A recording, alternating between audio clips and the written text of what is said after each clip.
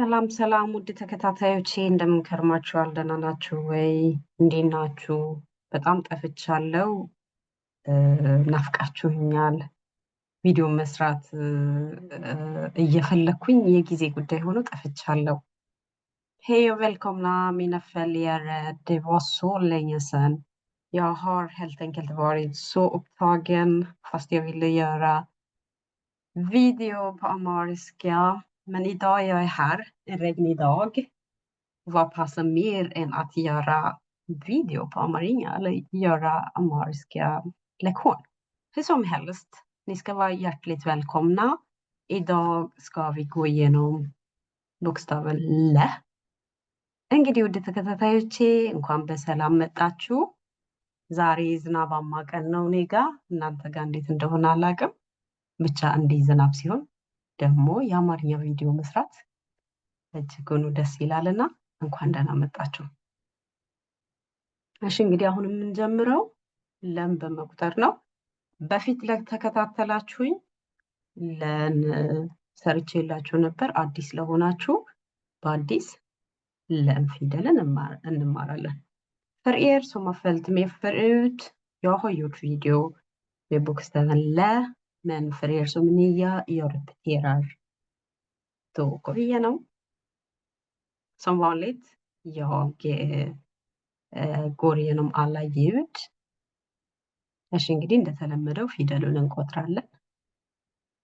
ለ ለ ሉ ሉ ሊ ሊ ላ ላ ሌ ሌ ል ል ሎ።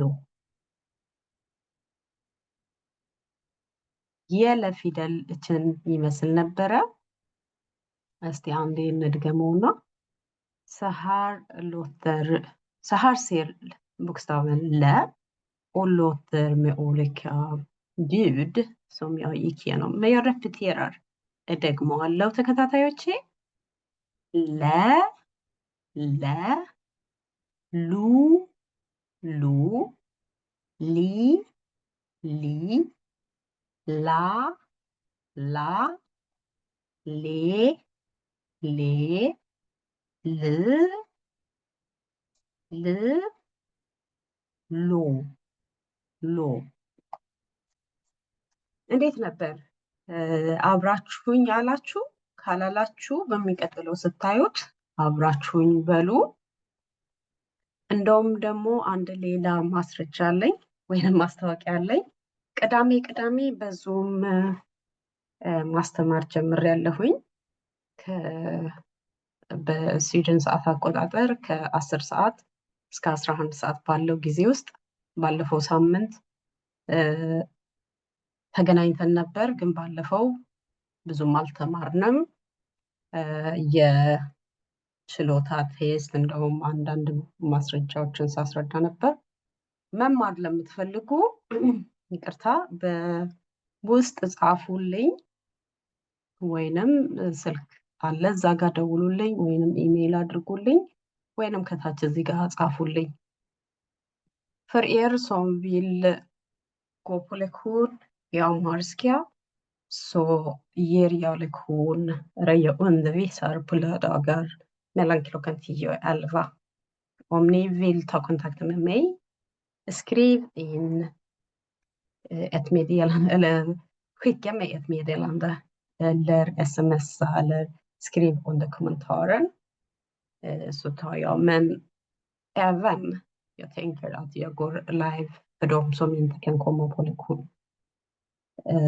Då om ni har små barn, då kan ni välja att stänga av kameran. På det sättet så kan ni hänga med. På lördagar kommer jag ha 3 olika undervisningar.